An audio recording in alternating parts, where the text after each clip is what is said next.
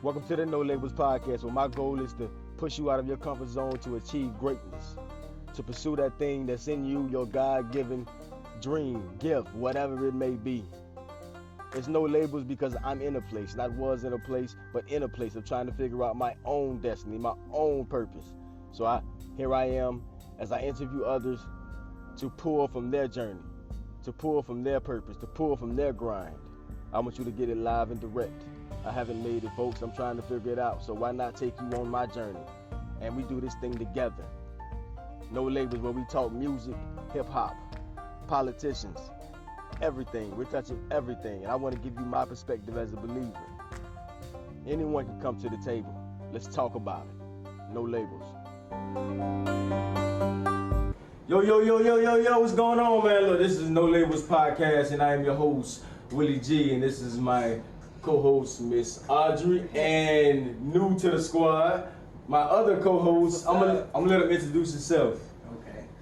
Hey everybody, David Lewis here. Just somebody that wants us to talk and speak to whatever we got going on. I'm ready to have these tough conversations, so let's do it. He starts off with real, just like this, and then it's just like a 1-2 punch. Just hang in there with us, and you'll see why we added into this dynamic. It's about to get real, and we're honored to have our guest, Yes. author of the book No Mo Explainin, Miss Keisha Laps. I'm gonna let you introduce yourself.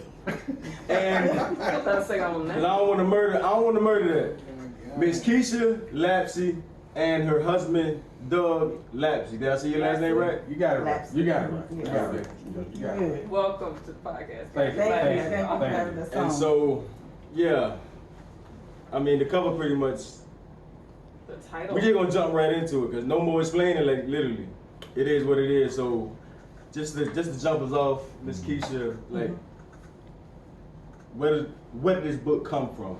Like, inspiration. Like, why No More Explaining? Like, what's the heart of this? Well, number one is when things start happening, especially in the African American culture, with police brutality, killing our black men, killing our black women, all of that, and no justice.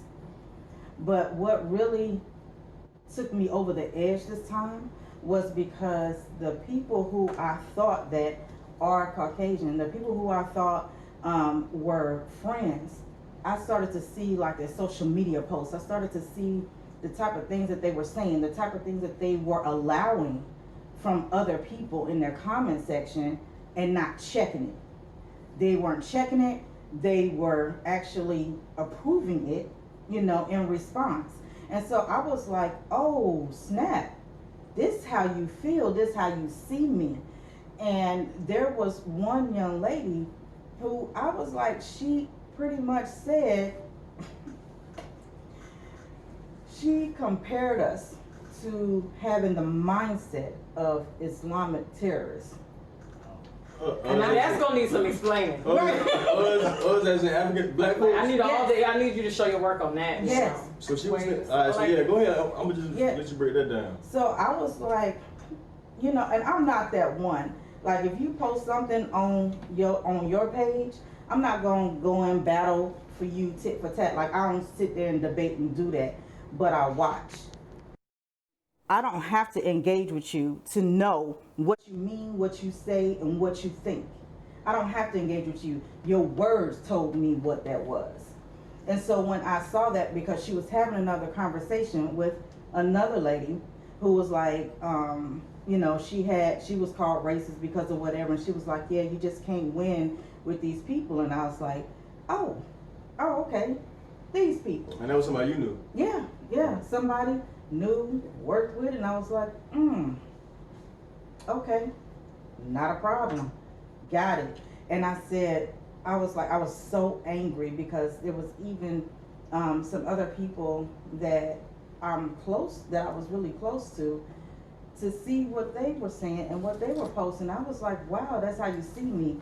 So I was angry and I was hurt at the same time because I was like, man, you wouldn't defend me. You, just by what you're saying right now, you wouldn't defend me though you know me. This is what you think about me. our children have been in the same company. We have hung out together. We have went, like, you know me, but this is how you see me. Oh, okay, got it. So I was like, I'm a Christian too. So, you know, we can't just go and do like everybody else. Never done for you. I feel like we need to check in. Black Christians, how y'all feeling? Because this is, you know, I mean, it's real. It's such a layered experience. Mm-hmm. It is, because you also fighting, on the other hand, those who are, you know, the African Americans who are not Christians, and they're like, well, how can you follow white Jesus and this is that and the fourth, and it's like, you know what, y'all don't even understand. Y'all can use whatever you want to use to try to not make Christianity, you know, it's to try to make it something that it's not, regardless of how you feel about it. I know here, you know, like I know here. But even that going is back real. to what you're saying about, like, you wouldn't defend me, it's just like, so white people, like in my circle, the ones who aren't speaking up, I have some really great white friends who are speaking up just like loud, almost like slow your roll for you. But then you got some, it's just like going on about life, and it's just like, do you look at me as the one black exception to the race? Exactly. It's like, is every black person, you know, the exception, and you still view the race. So how does your mind even reconcile that? Because all the ones you know are cool, but that means you don't know any others. So you're passing judgment, or you're stereotyping everybody that you don't know, but you wouldn't go for black people because of the ones that you do know. Like, I don't get that. I don't get it. And I don't think you can separate it. You can't. It's not, you can't separate it, period, point blank. If there is no separation in that, you can't, to me, that's stereotypical. You know, for you to say, oh, well, all black people are this way, except for the one that I know. Right. I actually got ran into a similar situation. I was cause I never do the Facebook argue thing. Never do that. Except this one thing, was this dude that I used to work with. Right? Same situation, cause that's when they hit you with, oh, I ain't talking about you. And I'm like, but if you see them like that, then that shows me how you view me. You know what I'm saying? It's like, but he made a comment about the rioting, and he was calling people who was riding out their name, and I was like, okay. And it was like 50 people in the comments, and it was all white people agreeing with each other. And I know this dude, he know me, like he know what kind of person I am. And it's like, okay, so that's when I was like, yo, you don't have to like agree with it or none of that, but you don't have to call these people out of their name. And I said, then that sparked the conversation, then he quickly replied, and I was like, then he was like, well, people losing jobs. I'm like, you're comparing buildings which can be replaced, and I'm not agreeing with the looting, but you're comparing buildings that can be replaced with lives.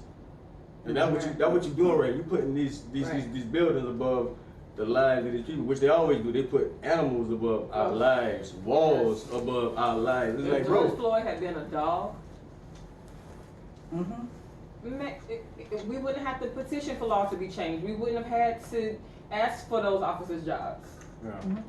And that's crazy. I hate saying that sentence out loud, but if that had been a dog, if Breonna Taylor had been, you walk in somebody's house and shot up their dog accidentally, these white people lose their minds. Just like what they did with Michael Vick. After that whole thing, now you have the organization that was built. I don't know it by name, but there's an organization built for animals. SPCA. Yes. The SPCA. And Michael Vick is the foundation of it. You know what I'm saying? But even that lady, that Cooper lady in the park that was calling the police on that guy earlier this year, the people that noticed how her dog was being treated in that moment, like, got almost as much attention as the other guy. You know, it's just like, y'all see us as a separate species at this point. When I was looking at the "you wouldn't defend me" part of the book when she wrote it, and the level of anger that she had, for me, it just wasn't about herself. It was about all of us. Because at the end of the day, this is an integrated society.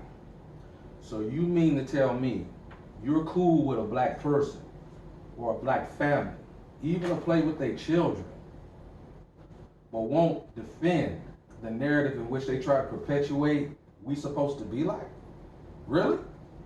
I mean, where they do that at? And that was how I took you wouldn't defend me.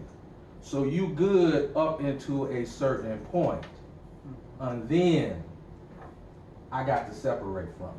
So if I got, because me serving in the military, it's a melting pot of people. I mean, really it's a salad bowl more than a melting pot. I mean, there's a little bit of every flavor you got. It really is.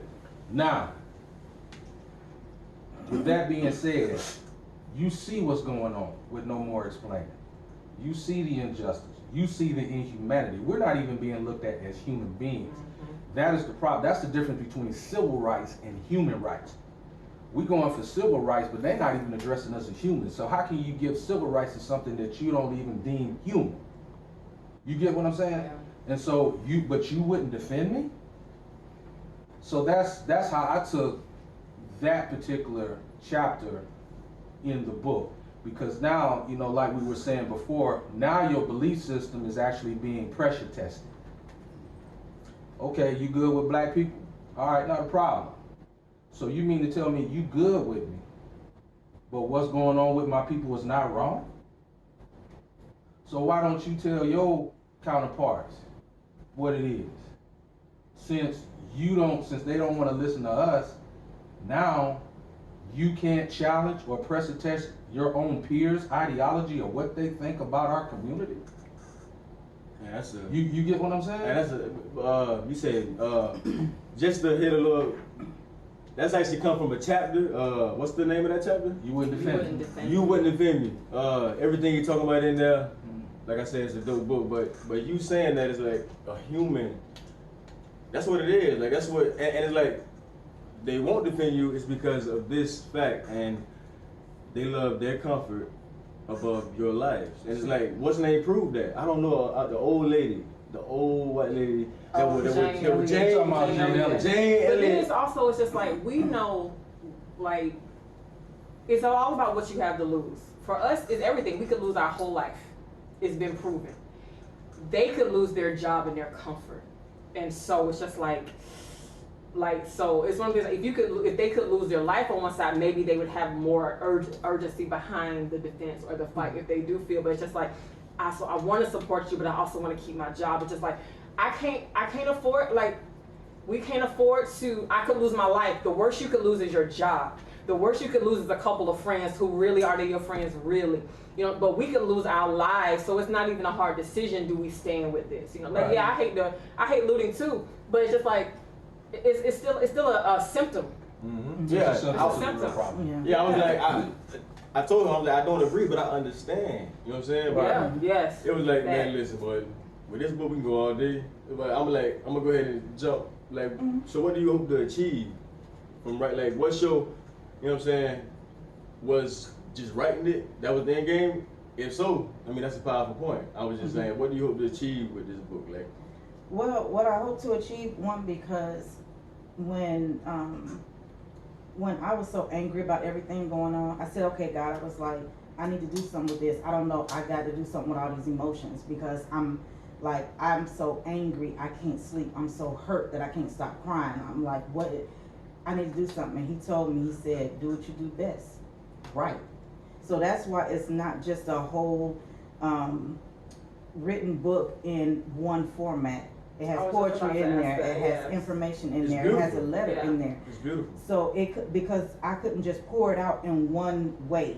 It came out in just so many different ways.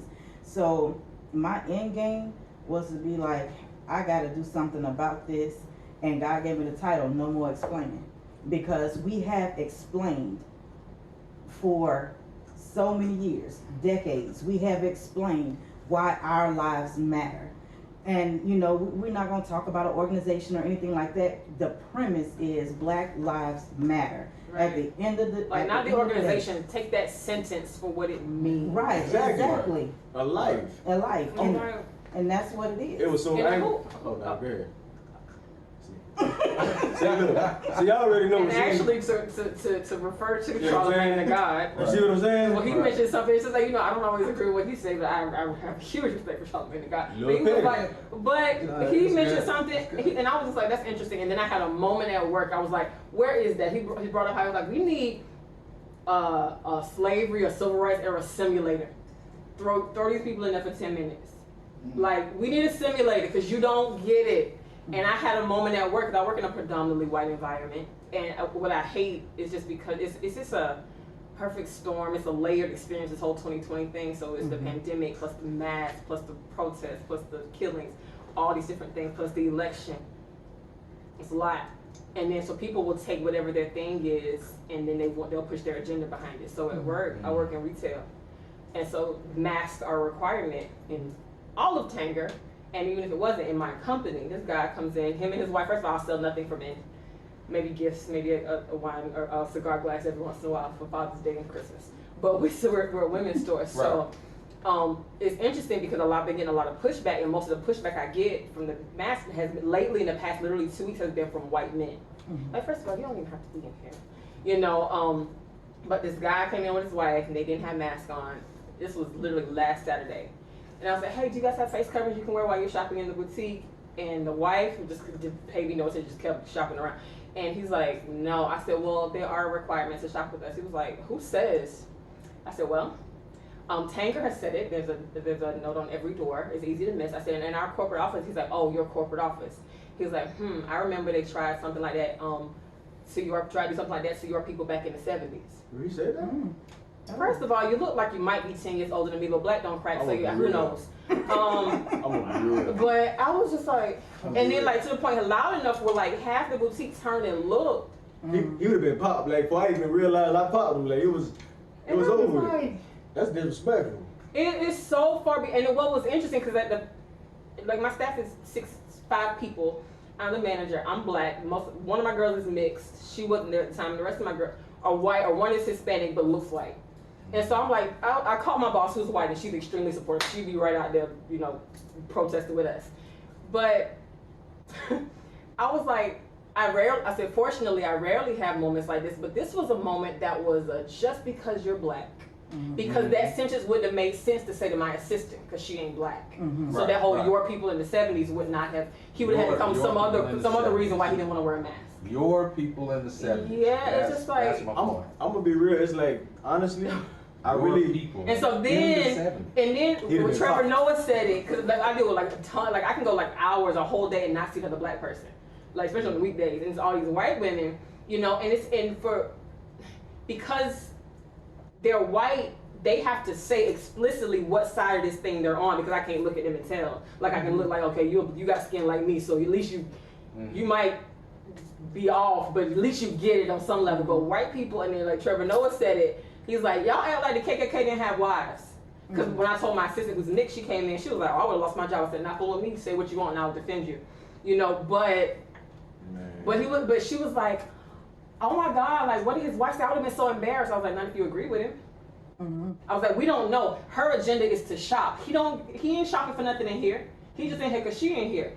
If he had not have been, she may have pushed back. She may have just put a mask on. She may have just left without a comment, because we have something she wants. She wants to buy our clothes and our jewelry and things like that. But he just in here to be in here. So he spoke up. So you don't know, like she's married to him. So I don't know if it's a get out situation. You need some help. You know what I'm saying? Ball up and still on the way out, or is it just like a passive approval? No, it's you know what I'm saying? Just like, so you can't assume that she is embarrassed for him. She could be in total agreement with him, but I cannot look at you and tell. So I'm so triggered at work. You know, I'm so triggered because I like every white person come in just like, you ready to fight everybody. Not ready to fight, but you just don't know. Right. I'm gonna be real, like, bruh, like, listen, I really, like, they living in a world that don't exist. Like, what they believe about, like, listen, you know how I know when it was bad? I'm in the Amazon blue van. Listen, this is the craziest thing ever. I'm in the Amazon blue van with the big Amazon on it, riding in one of them super rich neighborhoods in South Carolina, and they seen that I was getting out delivering the pack. They seen that I got dreads and all that, and somebody, she pulled up and she was like, "Are you lost?" I was like, "No, I'm delivering packages." I was like, "All right." So she kept going. I was like, "I already know what she's doing." She ended up calling the police when I'm in the Amazon van. I'm like, "Man, what am I gonna do?" With the Amazon, like, I got the blue van. She called the police with me in the Amazon van, so I'm like, she really black. And it's like this And dreamland. y'all be the main ones ordering this stuff. Stop it. And Wait, it's you want your bathroom? You mad? I'm sorry. But on a lighter note, I can't miss this bar real quick because you had a bar in there. And I was like, as soon as I said it, I was like, yeah, I gotta pull this out. Like, bro, on a lighter note, she was like, I got more anger than Tyler Perry got in his bank account. I was like, oh. Oh, when she said yeah. I was like, that hit me too. Hey, after that, I was That hit like, me too. after that, I was like, okay. Give you I some see. perspective. Let's give this thing a unit of measurement. And it's like you made it you had no unapologetic Got about more your anger than Tyler Perry. feelings. But since we is here about the book, let's talk a little bit more. Talk about that flag thing about this country, because it's like right now I believe that America is basically being exposed for what it always has been, but it's like exposed. Like no more hiding, no more fakes. Like we see you, you know what I'm saying? You gonna be who you are. Like Right. we see who you are now. Right. So like talk about that chapter about the flag and the country. Well, one of the biggest things is people are talking about, you know, they had a problem with how Colin Kaepernick protested. He protested in silence. He didn't go out and beat nobody up. He didn't go out, you know, he wasn't looting or anything like that. He took a knee because he couldn't. I understand when you're singing a song about a flag that don't represent us, because when we look at the meaning of the flag and we go through the song, America, you're not living up to your flag. You're not living up to what it says, because you're only living up to it with a certain group of people, Yeah. with who it was meant for anyway. So how about if you want to defend this flag so much, you want to talk about your grandfather, your great grandfather, and as if our great grands weren't in the fight with you. Did that come from the Drew Brees situation? No, that came after the that was book. after. That's the main thing that people talk about when it comes to the flag. When they say, you know, y'all are disrespecting the flag. How are we disrespecting the flag? How is the flag more important than a life? Let's just take black off the top of it. How is it more important than a life? How is the flag more important? You talk about it, you sing about it, but when you line it up against black lives, it's falling short. When you line it up against brown lives, it falls short. Period, point blank. It's not. So how do we continue to stand? Like we've been, believe it or not, even though we've had decades where people fought for civil rights, equality, different things like that we fought for, but we haven't been as what we are now, because now this thing is worldwide. Like you have people protesting in different countries. Mm-hmm. So this thing is different. You know, Yeah. it's not the same. And now people have grown tired.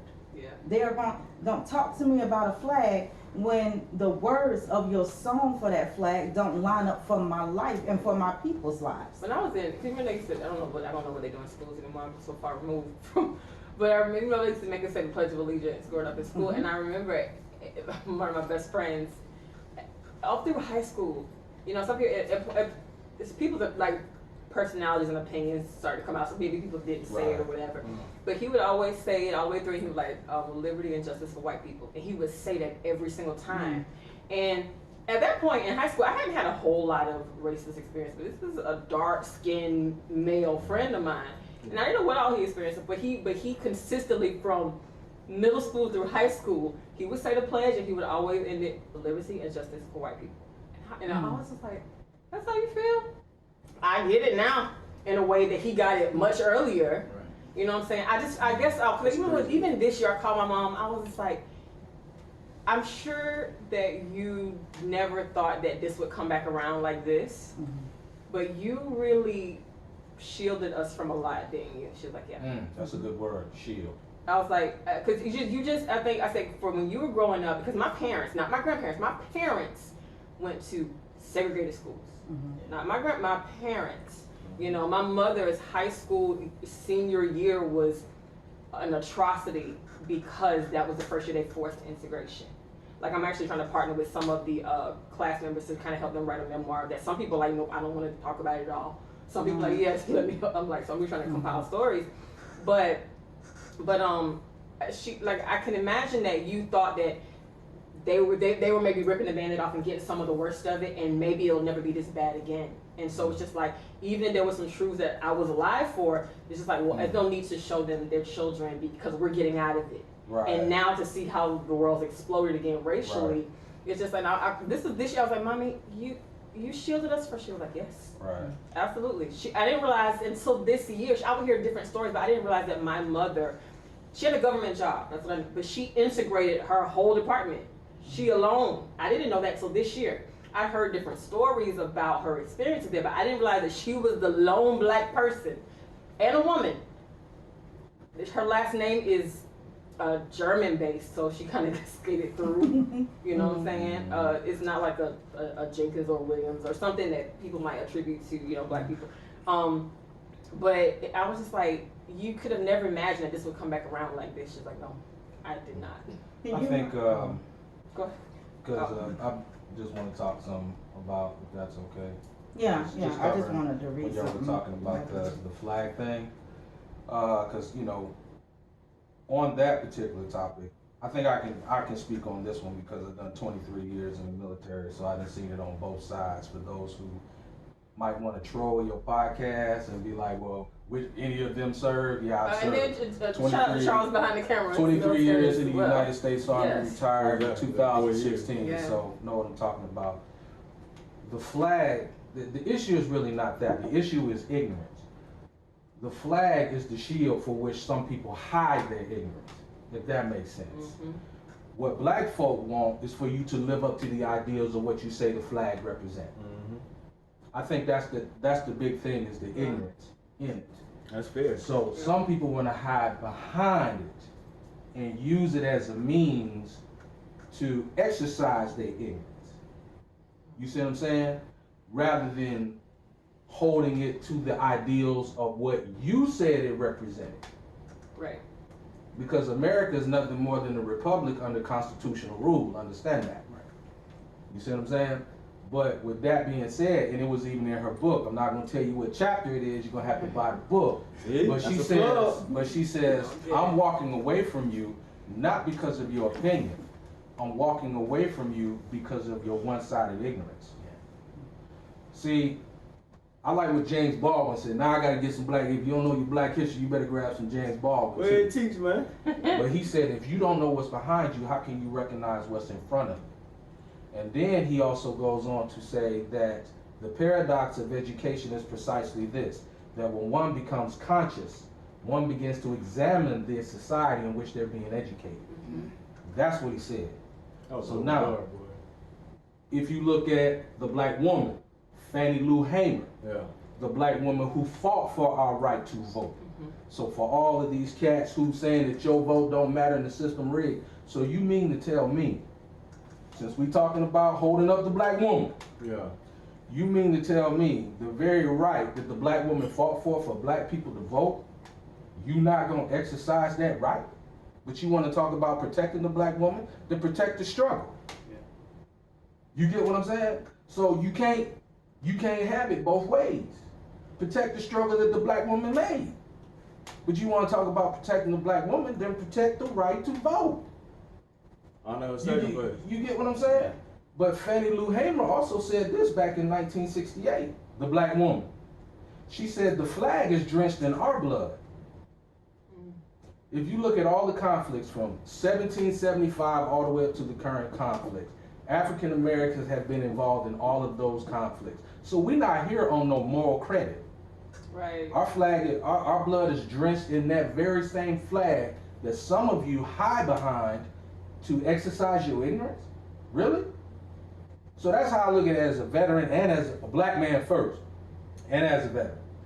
You get what I'm saying? So education is key. It's eliminating ignorance. What you seeing, and I'm also a psychology student, what you seeing is what's called malignant aggression, which means you rather would take a life, and it's not even a means of survival. But you want to hide behind your ignorance of the flag as a means to exact malignant aggression on people who don't look like you? Mm-hmm. Come on, cuz. That's what the struggle is. That's where the fight is. That's what I was when I called my boss said David, that guy made that 70s.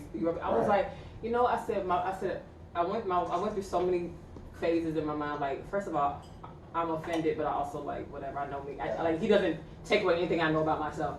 Second, like it's just like make sure the environment in my store is still where it needs to be. Right. And then I'm just like, and I said, and then it's just like all the people who have come before me, this is nothing compared to what they went through. Right. I said, now, and so I'm telling you, I said I landed on pity for this man. Just like it must be exhausting to be that willfully ignorant when there's so much truth available. The energy it must take to defend this obvious wrong. How are you not tired? Take a nap. Like, how are you not exhausted from being that ignorant, that stupid on purpose? It takes so much energy to be that wrong when there's so much evidence to the contrary. It's like how tired are you from digging up stuff to support this wrong? Just like, just you know what? I'm straight. You must be tired. Here's the thing about ignorance. In order to be ignorant of something, you have to recognize that it exists in order to ignore it. So you have to recognize it exists in order for you to ignore it. Now, like what y'all are saying, people are trying to come up with a means to make their ignorance fact. But it's That's the problem. But it's like with that, it basically exposes a person. There you Doing go. that is really, it would be exhausting, but I think it'd be, especially to men, you basically, it's kind of like the reason, it's kind of like the person who always find a reason not to fight in high school. Oh man, mama called me, basically he was scared. Right. You know what I'm saying? Right. It was, Exactly. So, it was always, Exactly. like, he always had a reason out to fight, like bro. But the whole thing is he was trying to protect that he was a coward. You know what I'm saying? It's like, I see this, but it's like, I mean, some people willfully ignore it, but I believe a lot of them are fearful. They too cowardly to speak up. Right. You know what I'm saying? Because it takes courage to do that. Right. It's sincere ignorance, and sometimes it's just straight up selective ignorance. It means you choosing to be ignorant of the fact. You choose to be ignorant of it because it's uncomfortable to you. That's a Because fact. when some things are uncomfortable to you, you try to find a means to ignore the impact that it actually has, and that's what you're seeing. You see what I'm saying? Like, we know just like you're gonna have to read the book though. So I want to come back because there's a part that you want to actually read. Right. And there's another Right. thing I want to talk, and I really want to bring David into the next point I want to Right. ask I about. want King David. So this is what really, when it comes to the flag and what they're wanting to use and hide behind the flag. Check this out. Now, think about black people and their justice as I read this. This is justice for the flag. Remember, there are, even in the military, am I correct? If you drop the flag on the floor, you have to destroy the flag, right? Yeah. Yeah. There's a big deal about it. Yeah. Okay. You gotta burn it. That's just dropping it on the ground. All right? I already have that. So- Sorry. So as I read this, imagine black people's justice. This is for laws for the flag. The law stated that marking on the flag for any reason, using it for marketing or advertising, defiling or mutilating it by words or through action was prohibited.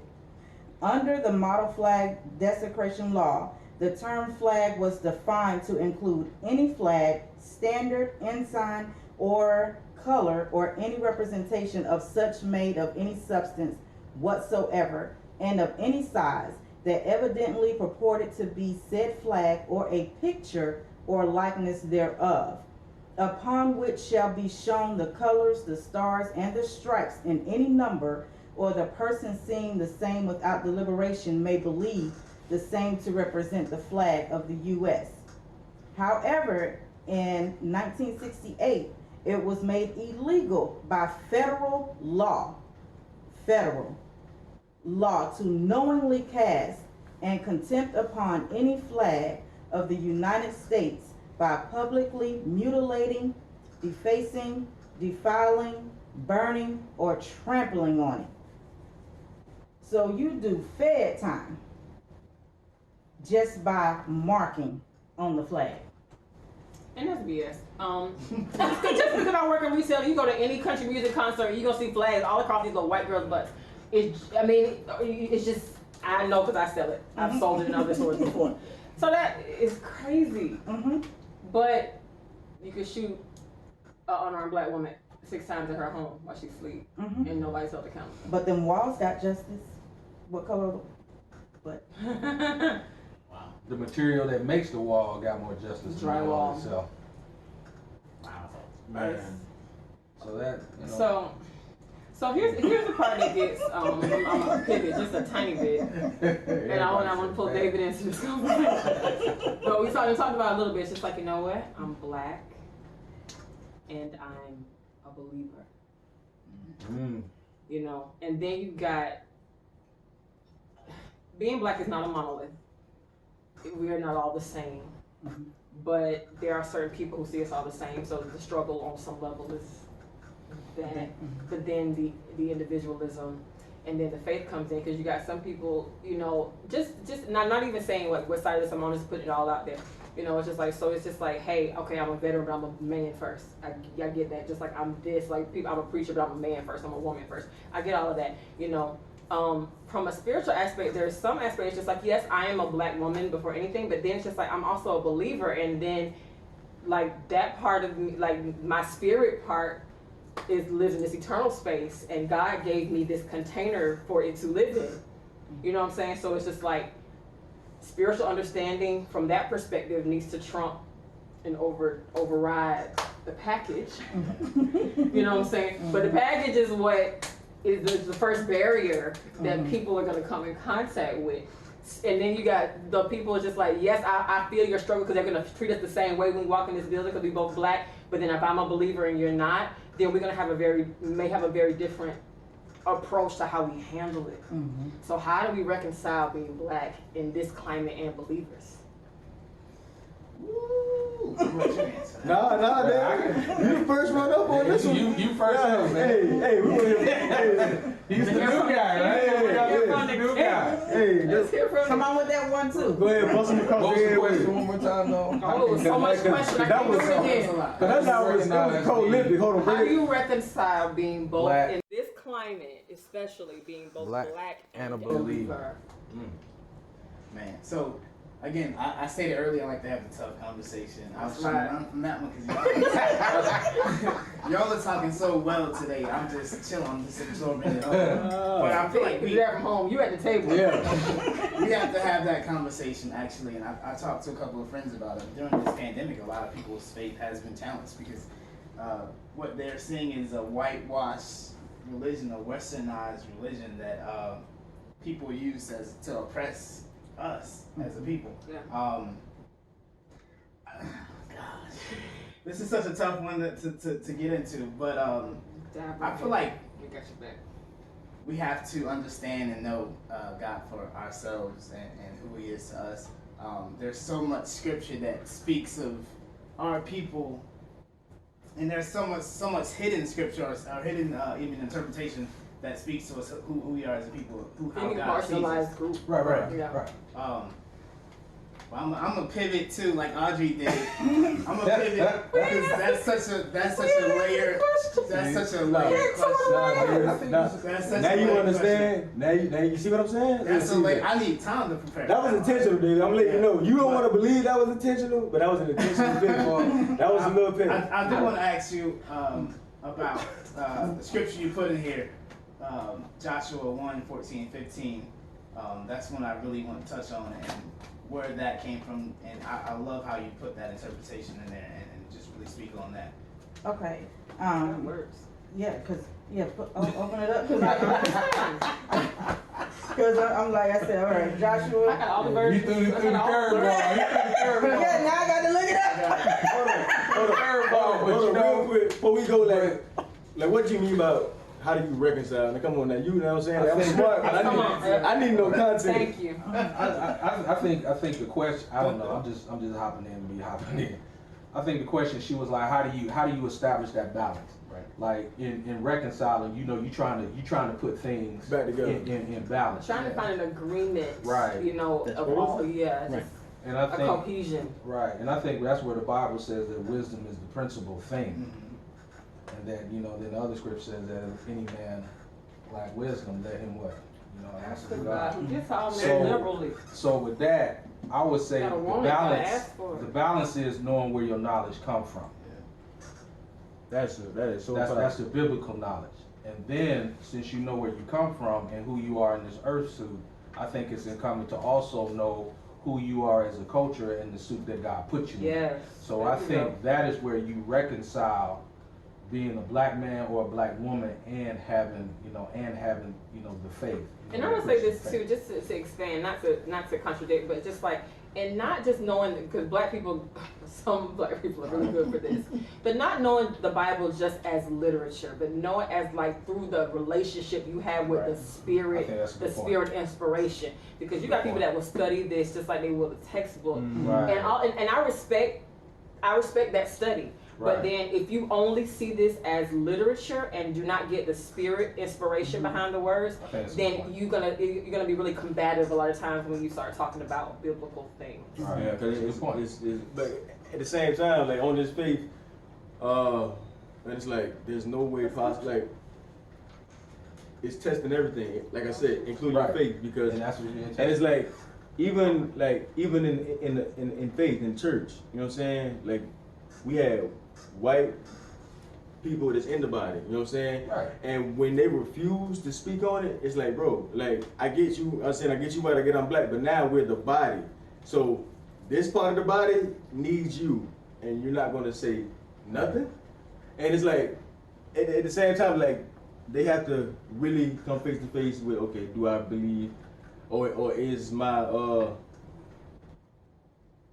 past, the way I was brought up, my mindset, is that really been my God? Right. You know what I'm saying? Yeah. So it's testing, and it's like, cause she Oh. that boy. Oh, I see where you're going. If I could have caught I see David where you're face, going bro, with it was like, bro, I'm about to pivot, do. David like, wait a minute, hold up. But when she said reading it as literature versus relationship, that I think is key because Yes. am I talking too much on this podcast? No, this is what it's for. This is beautiful. All This is right. beautiful. But when she was saying that, we were talking the other week, and it's just in one of our psychological studies about a symbiotic relationship. That in a symbiotic relationship, one person has a need, another person has a need.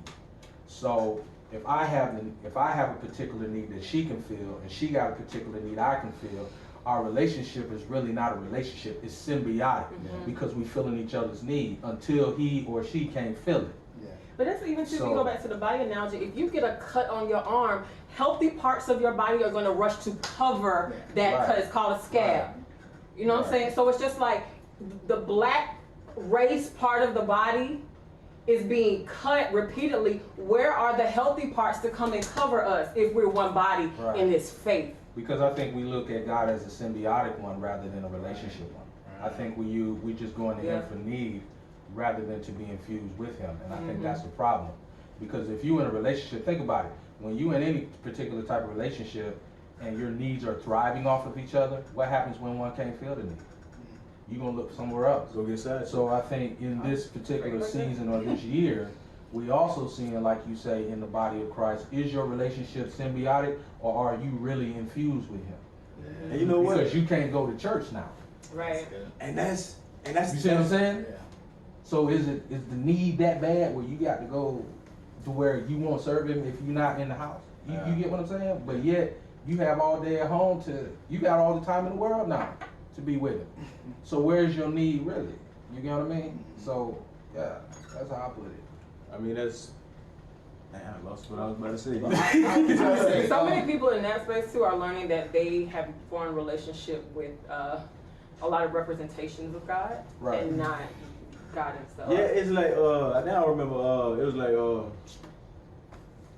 And not saying the representations aren't valid, but they still aren't God Himself. Yeah, I agree. faith is being tested on both sides.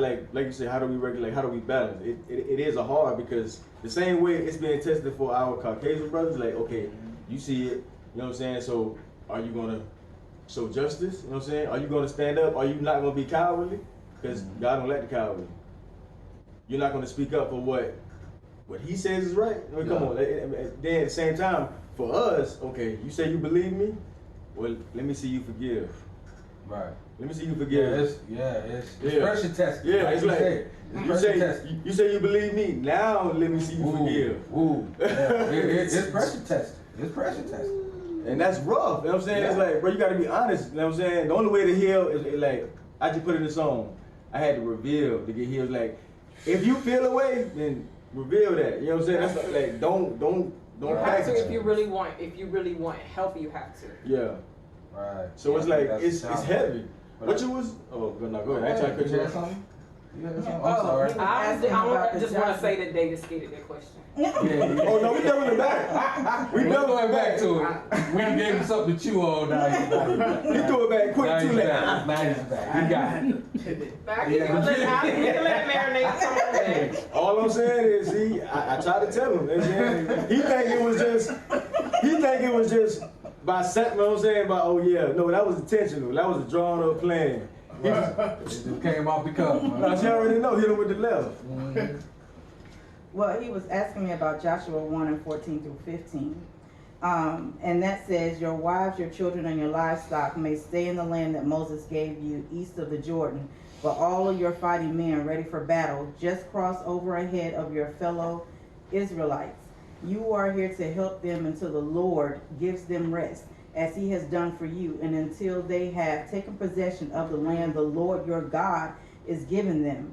After that, you may go back to occupy your own land, which Moses, the servant of the Lord, gave you east of the Jordan toward the sunrise. And what I was asking in that book is what did you get out of that when you read that? Because what God is saying is that you have brothers and sisters that are in a battle. So if they're in a battle and you're already set, you got your land, you know, you don't have them same battles.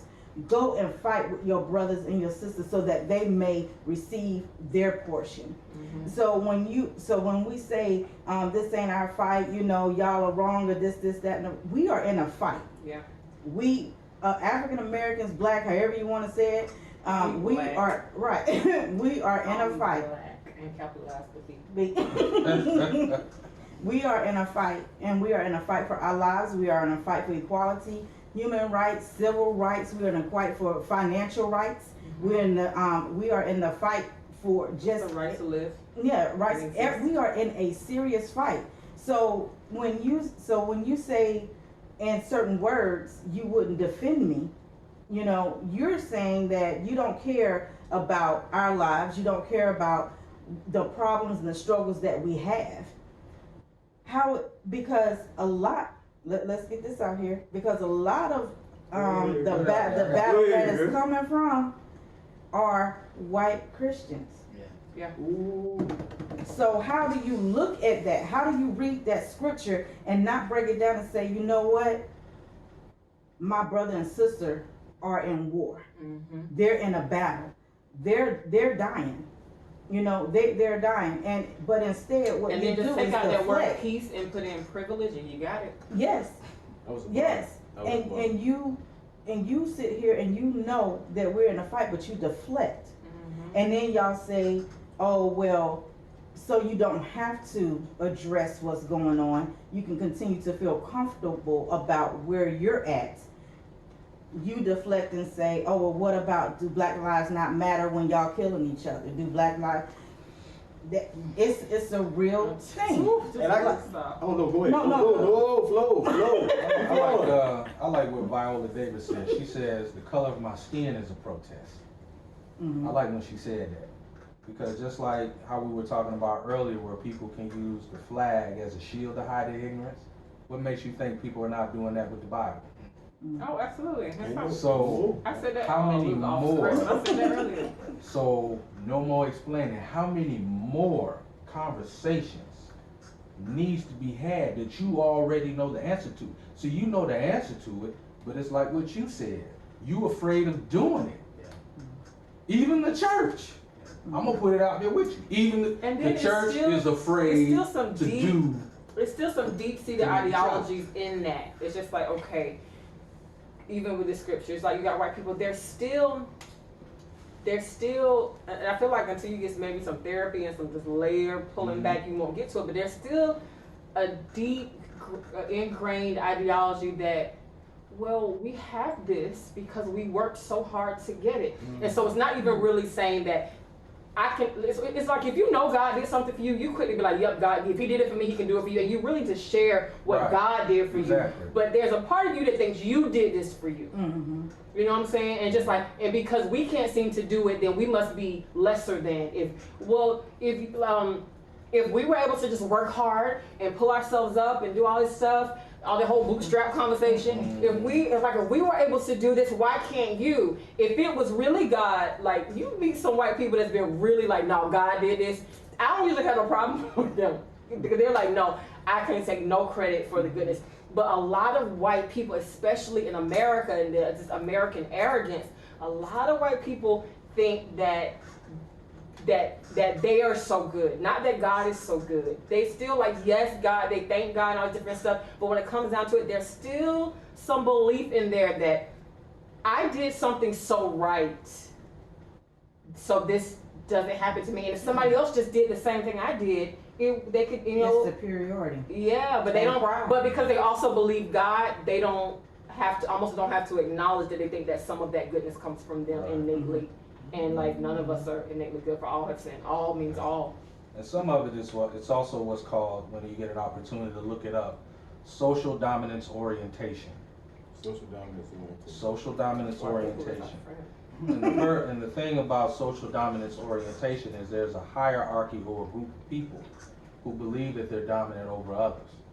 And so that can go in so many different areas. That's why, and that's another part of this, multi-level beast that we're fighting is social dominance orientation. If I'm a hierarchy or a class of people, whether it is by social economic system, whether it's by political affiliation, whether it's by church denomination, we should be able to control, we are the dominant society. So anything lesser than our hierarchy, we should have the right, or we should have the permission to do what we want to do with those lesser than. It's called social dominance orientation. That's what it's called. And I think just when it comes to the church, now that's on the white side. But now I'm gonna flip the table a little bit.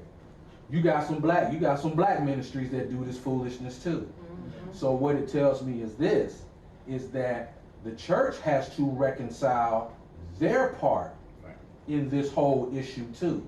Because if the church body stood up as a collective, I don't care if you're Roman Catholic, I don't care if you're Jewish, I don't care if you're Pentecostal, I don't care if you're Episcopalian, has the body really stood up as a united body to speak to the powers that be and say, what's going on is wrong? I haven't seen it. The body's still too divided. And that is where, like to your point, where it says, let there be no schisms in the body. You get what I'm saying? So the church has to reconcile, the body of the church has to reconcile some things too. And their implicit bias in this particular fight that we in. It's manifested itself now. So so at the end of the day, what are you gonna do about it? Is the question. The way Jesus did, like you were saying. He flipped over tables, but yet still said, forgive them for you know not what they do. See, he just didn't talk about it, he was about it. He was on the front line for what was right. And it's like, just pivot. That's how I see it. Quick pivot. We pivoting. Yeah. Look, I'm not pivoting to David, but now, okay. I'm coming to Keisha. I try to let people know where I'm coming from. Okay, this is part of the podcast where everybody get like a little chance to do this little experiment, whatever. But we're gonna call this can you answer this? Okay, I got a question, and you got one. Who got a time clock? Who got a time? Hey Charles, I need you on this too. Okay, so basically we're gonna put the time in. Being that we on the whole faith vibe, it's gonna be a question about faith. Okay, now that is one of my concerns. Like I'm on a game show. That is one of my big concerns. Is like I know that a lot of people in the African American community is leaving the faith, and it's like I hate it, but I understand it because you know what I'm saying. I understand it, and it's like so it's like okay. This is the question. You got 1 minute. How can an all-powerful, all-sovereign God allow this? Like, if you so sovereign, why place me in America? You know You know what I'm saying? So this is the question. How can a sovereign God allow this? And you have 1 minute to answer this, cause you got a time clock. Cause it came from like, How can a sovereign God answer? how can a sovereign God allow this? Like allow us, people okay. to be in this, like, if you already know, like, why even America? That's like one of my prayers. I tell people all the time, like, Okay. why America, Lord? Like, you knew, like, it's a reason behind this, but it's like, how do you explain to someone who's not read up, who's not in the faith? You know what I'm saying? All they got is grandma and auntie believe in God, and that's their basic belief in God. But now this happened, they ain't got no roots, and it's like you can see by the floods, like African Americans leaving the faith. You know what I'm saying? Between the white Jesus argument and this, you know what I'm saying? It's like all like we heard. Where's It's the like, balance? so how do you talk? So 1 minute. All right, let me know when you click. All right, one, two, three. You first. Yeah, I got me first. Here you go. Well, I would say for a brother or anyone who is struggling with that balance, I think we need to understand that God gave us all dominion over gave man dominion over the earth. As far as us being in the United States, I mean, that's just natural by just natural birth. But I would say that, like the Bible says, wisdom is a principal thing. I would say I would have to educate myself on what the Word of God actually says for myself. Because just like you have people who misrepresent the gospel, you also got people who do right. So I think also you need to take a look at and actually find ministries that are doing the right thing. It's almost like going to a car dealership. You're just not gonna go to one car dealership. You might go to multiple ones to find out which one fits the dynamic of what you can afford. I would say probably do the same thing with the church. Actually take a look and self-examine where you are, and you might have to make a decision to move. Very good. He laid bars down. All right, let me get it. It's your turn, dude. Ew. All right. You know what the question is? Yes. All right. Repeat it again. All right. So basically, talking to, you know what I'm saying? We talking to Cat in the Hood. He like, bro, I'm tired of George Floyd that happened. How can you? He asked you, how can a sovereign God allow this? Like, how is he so sovereign? Why even put me in America? Ready? Bill. We on. So I think you kind of answered it in your question. You said a sovereign God. God does what he does. Only he really knows the reasoning behind that. I often look at the Jews and the Holocaust and that whole incident and just the time of slavery, even for the children of Israel in Egypt. God has a plan, obviously, but we don't know what that is. But all we can do is trust God, and we talked about this before the show, and the deity of Jesus Christ and the power behind the Bible that's used to manipulate and control people. I feel like that's the hardest thing for me to deal with right now. That's the toughest thing to do it. But while we're here in America, what we're doing here, only God knows that He's sovereign. So you kind of answer that with your question. Okay. I'm gonna throw a shot like how y'all throw shots.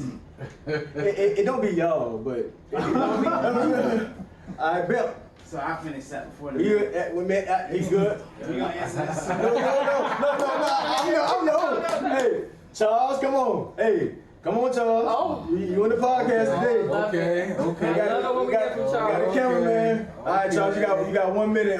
You want me to repeat the question?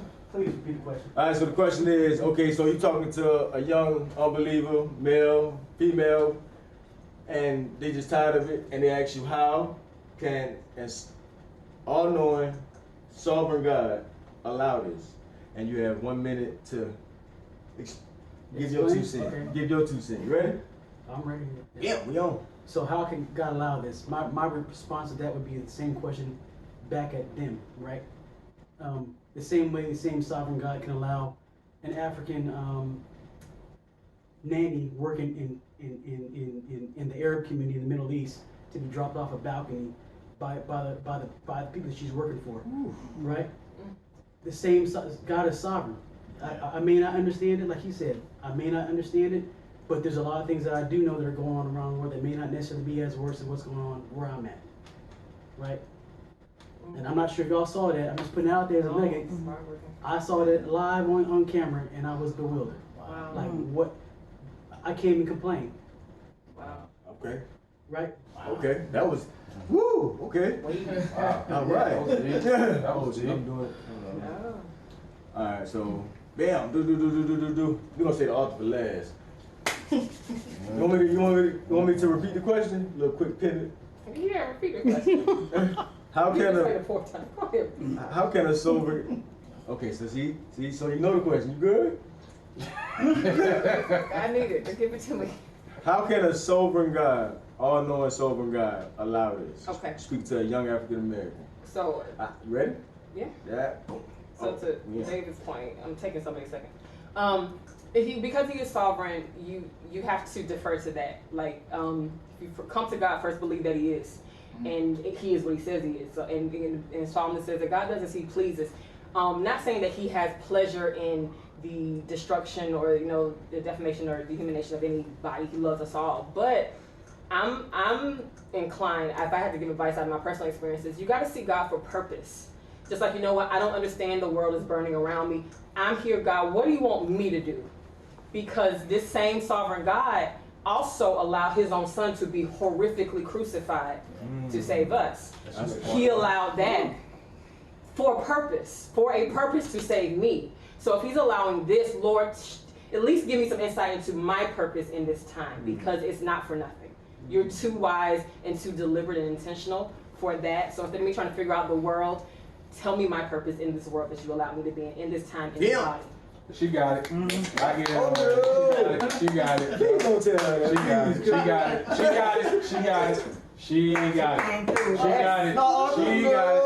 She got it. No, you would have started this whole thing. And you're the host of this whole podcast, so let's run it. That was good. You want me to repeat the question? Good thing get heavy and heavy every time. You ready? I'm ready. All right. Yeah, we on. My answer would be another question. Why does God have to take the responsibility of the person doing wrong? Wow, free will, come on, I'm sorry. So at the end of the day, we're asking God, why are you allowing this to happen? But He has given us free will here on this earth. He doesn't have to take responsibility for the wrong that we may do. Come on. If there is an adulterous affair going on, how is God a part of that? Those people took a part of that, of their own free will. If somebody goes in and steal, they take a part of that because of their own free will, their own choice. God does not have to accept responsibility because of who He is. He does not have to accept responsibility for your wrongdoing. So at the end of the day, He does not have to take on the responsibility of the wrong of man. So well done. I'll take yours. That was good. That was good. That was So you need me to repeat the question? See, now you got to close. Yep. And See, He really. said no. See, no, you got to close it. That's not really a segment. That was just. That was the question, really. I just wanted to know. Okay, I go real quick. No, that was real good. quick. That was good. That was good. That little segment came. That little segment came from an actual question that I actually have for God. You know what I'm saying? It was like, and I think about it in a funny way, but it's like when I get to heaven, you know what I'm saying? Like, you know what I'm saying? Everybody in the party room, Jesus over there in the corner. And you know, and it's like, and it's like, I just walk over there, and it's like, so you know what I'm saying? Like, America, Lord, like really? Right. Like America, it's like, I really asked that, like, why America? Like, if you knew this, but that's when I go ahead, start. I do it real quick. 1 minute. Tell me when it started. Yeah. Bam. All right, so they don't preach, so that's when I go back to like it's a plan. Like I go back. Like when me and God, I look back. Like the same black people, even though still oppressed, are the same people who stepped off slave ships and are now in mansions. So from slave ships to mansion, that's like if you can't see God in that, like what kind of people steps off a slave ship, leaves everything behind, and now still oppressed at the top of society? How can God is the only way to explain from a slave ship to a palace. That's what's up. And it's like, I get it. I'm in this with you, but explain how we got from the bottom below the dirt. Because the ground itself, they put over more value than us. How do we get from below value as property to at the top of society where you cannot deny us? If you can't see God in that, then it's like, damn. But then, see, I don't. That's what's up. Hey, he closed it. That's nice though. I mean, we done covered. I do have a question for Arthur. That's not a hard one, I don't think. You know, so everybody get quiet while Andrew asks a question. David really feeling some kind of way. He was like, bro, he gonna shoot a text later that you ain't had to do that. No, because from author to author. That's this question. Because sometimes when you're writing a book, whether you do it on purpose or not, there is an intended audience, you know, but you can't really control what hands your book falls into. And even when a lot of things came out, for example, when the docuseries, miniseries, When They See Us, when that came out, you know, and all these black people were watching it, I remember making a statement. I was just like, we get it. It's hard to watch. I think on some level, like I get it if black people don't watch it. I said I really need white people to watch this, you know. And it sounds like a lot of the content in your book is just like, we don't need more. We really don't need no more explaining. We need white people to get this. However, because of the package you come in as a black woman, the reality may be, I don't want to assume, I don't want to put this onto your work, you know, but sometimes you're gonna hit like cultural, then it's different rings of how a book or whatever piece of work gets exposed, and so it may hit black people first, you know, and so I guess my question is, what do you want black people to take away from this work, and then what do you want non-black people? Specifically white people, but I'm one of the people like, call me black, don't rope me in with the POC people of color. I am, but I'm also black, and the black experience is not the Hispanic experience. It's not the Indian American experience, and I'm not knocking any of those, but I just can't speak for those. But I'm black, you know, and so what would you hope that a black person would get from your book, a non-black person of color, or specifically a white person, because the lens on the receiving end is so different. But like I get, as a black woman, and also I get where you're pouring from, but from the receiving end, what would be your hope? Like you can't predict how a work will resonate, and like once you release it, it doesn't belong to you anymore. Like we're the vessel, God did it to us, it passes through, and we have no control. Like a baby, I can nurture it, but you're gonna grow up and be your own person. So what is let's like a parent, like what is your hope when it falls into certain hands? Well, when African Americans, black people, when they read this, I want them to be like, yes, thank you, somebody said it. Yes. Once again, Somebody said it. No Mo Explainin. Get mine out the way now. Yeah, exactly. So like Yes. you're playing spades, you flip a book. Right. That's some domino right there. I mean, I do want to. Come on. oh, he pivoting back now. No, it's just a more Hold comment. pen, because you're not finished. It's more of a comment. It's more of a comment. Come on. I really appreciate God giving you the insight to even write this. I feel like as a culture of people, our best work comes from a lot of oppression and even emotions like anger. They gave us classic albums to listen to, classic books to read. So I really appreciate this. This is real, it's raw. Y'all gotta get this book. Trust me, it is amazing, and it speaks to us. Like it speaks to your soul. Like It do. like I felt that. I was just like And it's like you're a true artist, because like more and more, even though Audrey is a writer, it's like even though Very different voices. Very different. no, I'm just saying as far as the art form, Right. it's like I'm starting to notice what it takes to be, because this is a reflection of art, like true art that reflects the time. Yes. And I'm beginning to notice like the art form and everything. It's like even it takes a certain art form. Like anybody can write, but to be a good writer is so powerful, because they can make you feel as you read. It's like and that's how I felt with her. And the same with Audrey. So it's like it's good art. From artist to artist, it's like, yeah, that take talent, that take skill, and that take vulnerability. Yes. Because good art comes from being seen, but Yes. if you're an artist, you know that's the scariest thing, is to be fully seen. Like that's to pour yourself on something is scary, and it's like, yeah, this is good art. I mean, you like all the way to comedy. Like when Dave Chappelle did that little quick special, that was comedy, but it wasn't comedy. And like you see, like it was so crafted. Like it was like wow. So it's like all right, even comedy is reflecting the times, and it's like It's always affected. salute. That's why I also actually advised a white person. They were like, well, what can I do? I said, here's one thing. I said, for white people, first of all, don't get tired because you have the option to check out of this. We don't. I said, we know it's exhausting, but we don't have a choice. We've got a deal. I said, so don't get too tired. Take breaks, but don't check out. I said, but if you want some insight, go back and watch Black stand-up because it's all there. Go back and watch old Dave Chappelle, new Dave Chappelle, Eddie Murphy, Richard Pryor, Red Fox. Go get all that old stuff. Get Cat Williams.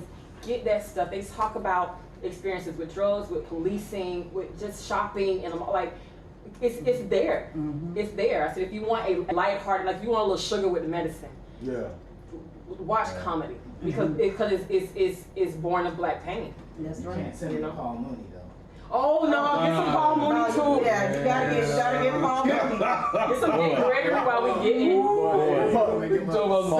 Maya Angelou. Paul Mooney. Yeah, but like for people, it's like this is so heavy. It is, which is why Black people will laugh with our whole being because you need medicine that's on par with the pain. So we will laugh, or we will slap hips and run around the block and pray we don't get shot while we run. But we gonna, you know what I'm saying? And we need, but I mean, like, But that's it. But that was my thing. If I people want really want to know. what you want the white people to get from you.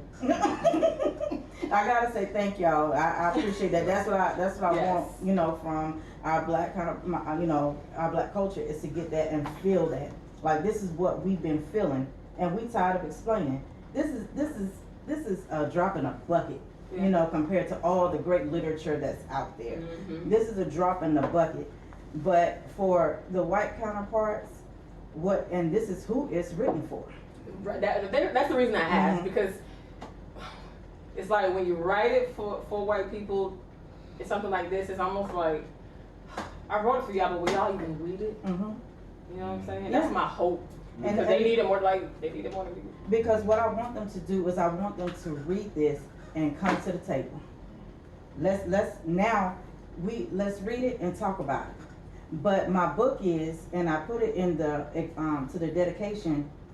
It's for white people who want to have a conversation, and it's for those who don't want to have a conversation. It's there for you. I don't have to continue. I'm not going to continue to explain to you about our experience, about the Black experience. There's no way I'm going to continue to explain. We have explained the mess out of it, and we're not doing it no more. It's tired. Just like when you're disciplining your child, you get tired of telling that child to do the same thing time after time after time after time after time. You 7-8 times in, and you talking about, and you tired of talking to them. You know what I'm saying? So what now? You administer discipline at this point, and that's what you know what I'm saying. So at the end of the day, if you don't want to go to the table, you can read it. You ain't got to. Whatever you want to do. But this is for y'all. So whenever you want to know a little bit of information, just read it and come to the table. That's all. I mean, as far as like, first, I thank y'all for coming. Like, Yes, honestly, thank you like, so much. yeah, it was so powerful. Like, I can't wait to just chop this. I got so many little nuggets, but I appreciate y'all. And it's like, honestly, like, I hope white people do. You know what I'm saying? White people need stuff like this. I ain't even being funny. Like, listen, this is the worst time in history to forget where you at.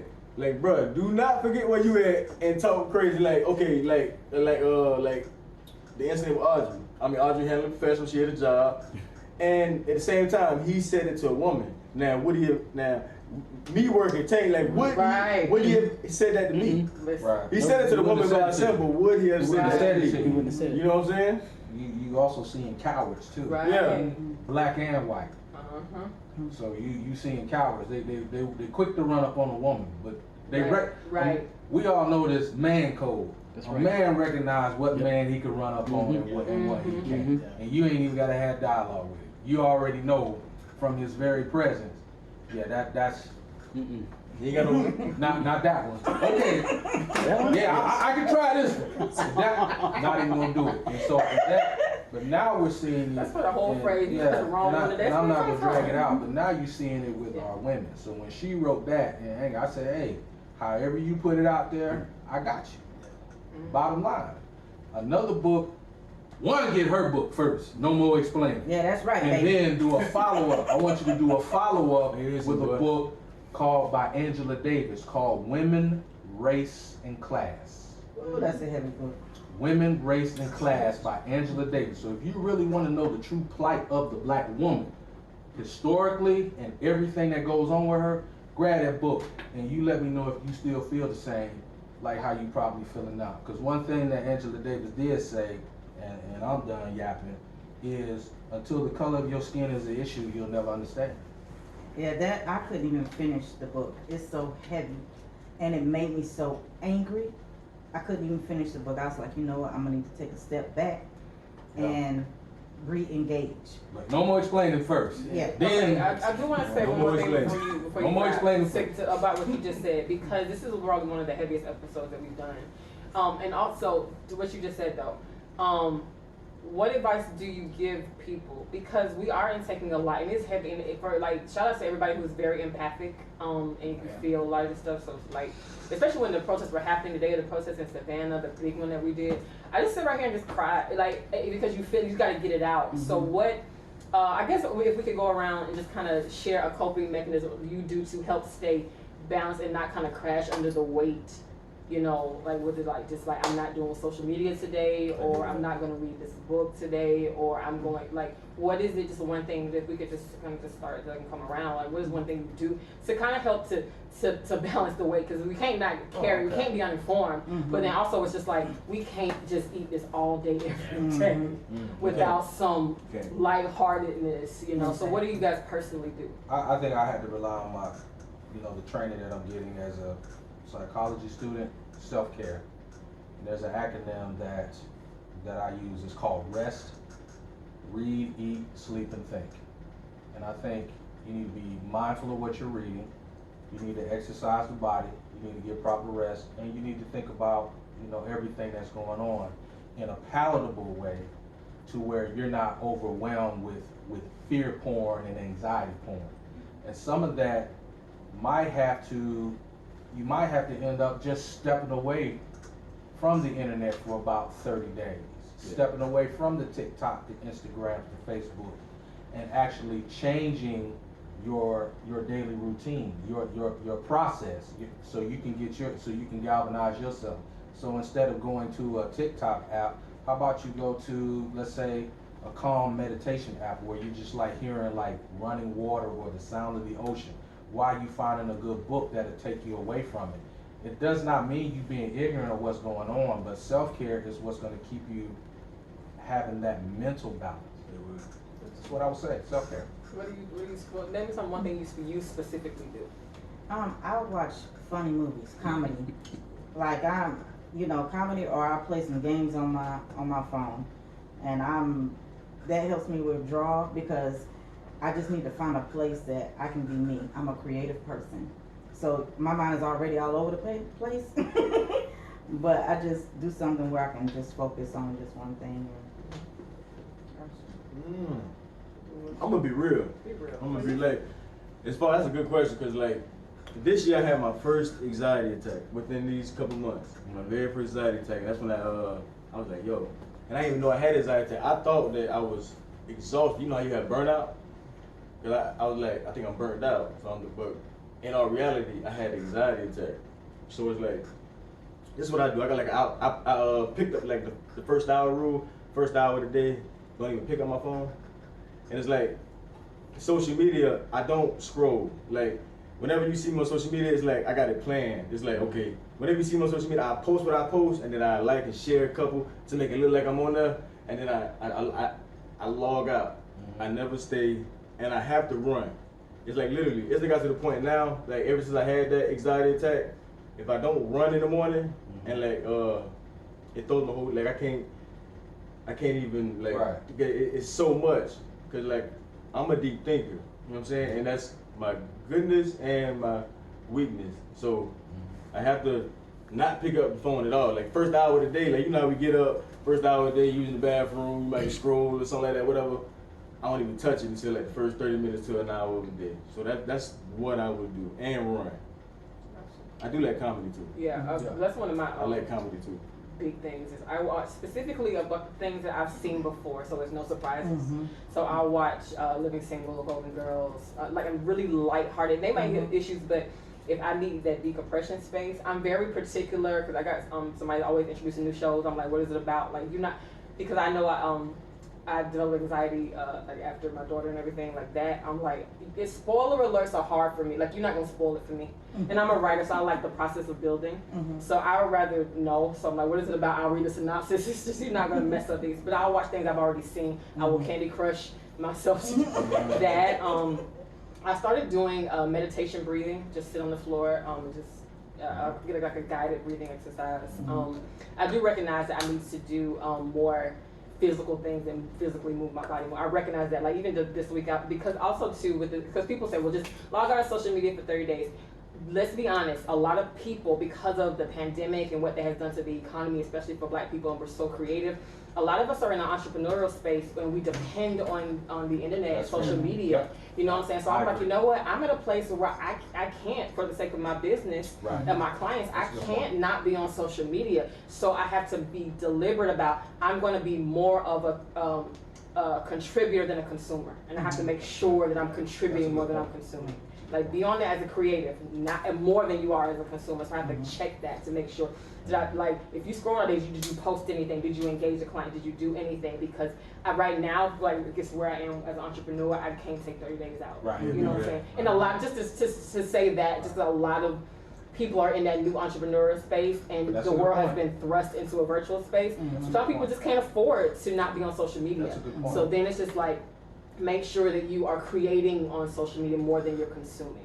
And then for me, I know I just need to get more, because in my business as a writer, and I'm a heavy thinker, it's so much mental. I could feel it last week. I just kind of crashed. Last Saturday, I didn't know how you don't know how tired you were, so you woke up like, wow, I slept the whole day. I didn't realize, I didn't credit how much mental energy between work and writing and checking emails and checking this, and it was so much mental energy going out, and my physicality hasn't been matching it. So I know that would kind of help. But comedy. Yeah, you got YouTube, right? So what you do before you go to bed? Oh, I got the little black screen. I do that. I do the black Sounds screen of the ocean. I do that You just go like black. You can just search. I do a different one every night. But I do that every night. Yeah. And the Calm app is app. nice. Bruh, 85 South Show. Listen, Carlos Miller. Listen, I was watching that episode yesterday. Black people don't die. That's my favorite one. Black people don't die. We pass. Listen. White people die. I have always admired the 85 South show. I think within the last literally 2 weeks, I'm like an official fan. And I've seen like Carlos Miller just stand up, and I just love it. But I'm like within the last 2 weeks, just move me over to the fan category. I love it. But you heard about Carlos? What happened to Carlos? Man, Carlos passed. For real? When is funeral? Man, January. What about King David? Oh man. So Dr. Caroline Leaf. Ooh, but I love that lady, boy. Why don't I know who she is? But that lady almost saved my life. Yeah, seriously. For real. I podcast her. I'll podcast her before bed, or I listen to some gospel music before bed. I used to listen to T.D. Jakes before bed, but he started all that yelling. He'll rile you up. Get ready. You need Joel Osteen before. Joel was my morning guy. Like I'd be getting ready for work, and I listen to like some motivational speech by Joel. But mainly for me, it's my family, man. Like just spending time. I'll just kind of block out the world and just spend time with my wife and kids. And that's what's up. And not to just steal your whole thing, but to speak for someone who lives alone, I think I'm the only person in this group that lives alone. You really have to be intentional about what you do to balance because like I can't escape to the kids or to the husband or like it's just me. You know what I'm saying? And then it's just like if I want to feel connected to somebody or just to see what's going on in the world, social media is right there. So I just to reach out just for people who live alone, I feel like I have to be a little bit more intentional about balancing the intake of like life of everything because there's no one there to check or balance or to at least be like, you know what, I was almost upset, but then somebody said, Mama, you know what I'm saying? And then they pull you out of that moment. When you live alone, you just gonna rabbit hole. Spiral. So you gotta be, just to anybody that lives alone, That's dope. you do have to be mindful, a lot more mindfulness. I ain't never thought about that. Yeah. Running is. I remember like, cause I was like, when the whole world shut down, I was like, check on your friends that live alone because Dr. it's a different Caroline experience happening. Yeah. Check out Dr. Caroline Leaf. Who we talking about? Cause like she Talks about anxiety a lot. she studies what we call mental health, and she basically makes it tangible. Like she relates, you know what I'm saying? She takes the scripture and she say, okay, this is what it looks like scientifically. Yeah. You know what I'm saying? Like, yeah, the scripture is true, but this is what the scripture is talking about literally in your brain. So it's like helping you with, but I mean, other than the mental health joints, y'all got any, Charles, you got anything to say? Good to go? Well, other than that, man, can I slide it real quick? Wait, hold up. Hold on, go show them. They got the tag team shirts. They got the tag team shirts. Listen, no more explaining. Go get that. Amazon, Kindle. Or you can come to me. You can order the book off of Amazon, or you can email me or DM me, PM me. I'm on social media on all. My handles is Author Keisha Lapsley, Twitter, IG, TikTok, Instagram, and Facebook. Author IG, you can contact me anyway, either way, and I will mail you out your book. Lavish Visions created our T-shirts. Okay, shout out Lavish Visions. You can order these T-shirts, and soon you'll be able to order some mugs. Okay. So we got mugs coming, and you know what I'm saying. I'm not gonna be petty and ask you off camera while the camera is rolling. So I get 20% of sales or 20%. 15. Stop lying. At the end of the day, during the book call. I appreciate y'all having me on here. I just wanted to share it, man. But no, other than that, man, look, man, we know Labels Podcast, man. Willie G, Miss Audrey, and your boy David, and we out, man.